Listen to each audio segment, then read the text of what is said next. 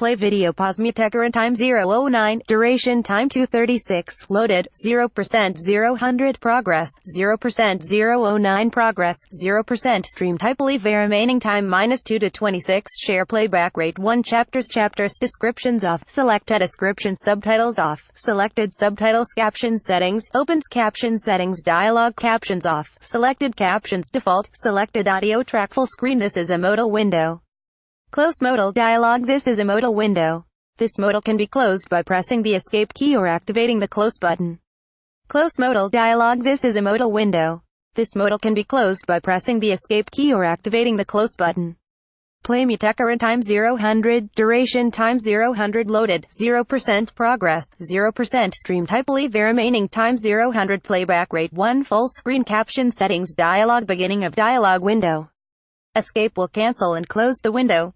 Text color white, black, red, green, blue, yellow, magenta, cyan, transparent, opaque, semi-transparent, background color black, white, red, green, blue, yellow, magenta, cyan, transparent, opaque, semi-transparent, transparent, window color black, white, red, green, blue, yellow, magenta, cyan, transparent, transparent, semi-transparent, opaque, font size 50%, 75%, 100%, 125%, 150%, 175%, 200%, 300%, 400%, text edge style and honores edit brushed uniform drop shadow font family proportional sans serif proportional serif monospace serif casual script small caps defaults. 1 up next, Norman Reedus reveals why he felt insecure on his first ever filming The Walking Dead. 154 When it comes to war, the bad guys are pretty easy to spot. They're usually the ones on the opposite side. But it's never really that simple, is it? Even the most sadistic, depraved minds believe there is some justification for doing what they do. Sometimes they even believe what they're doing is right.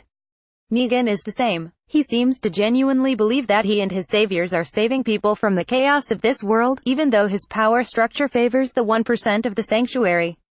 There may also be forced labor, rape because by extortion is still deplorable, shady coercion, and physical intimidation involved, but he is doing the best he can, so he thinks.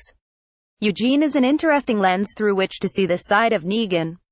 He's a tactician. A coward, yes, but someone who thinks it all out and makes the best possible decision for himself based on all empirical evidence.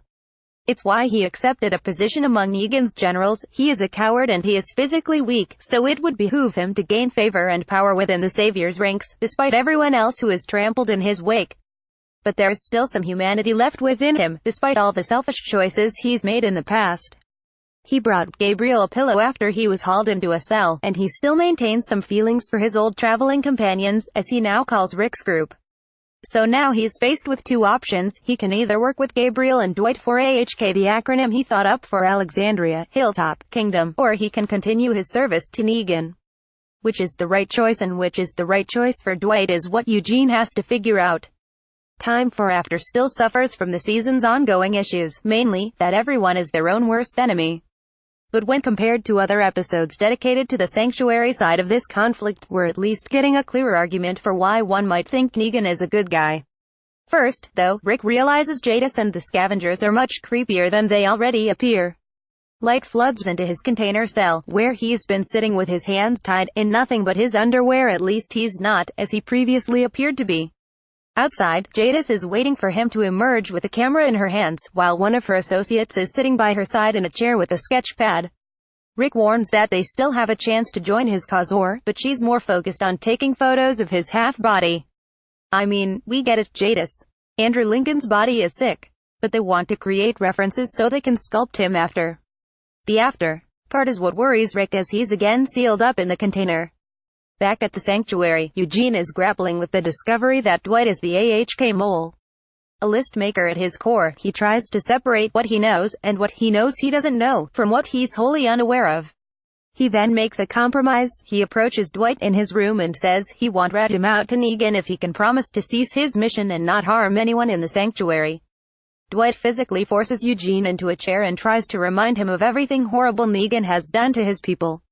You've heard the screams, he says. You've smelled the burning flesh. But Eugene has been drinking the Kool-Aid, i.e. his personal stash of pickles, for too long. He reasons that what Negan has going isn't perfect, but they are saviors, and they're here to save. Eugene leaves Eugene with the ultimatum and finds Laura, the one with the neck tattoo, reinforcing the front door. She estimates they have at most 2 days before the walkers break in and massacre everyone in the sanctuary. Recap continues on the next page.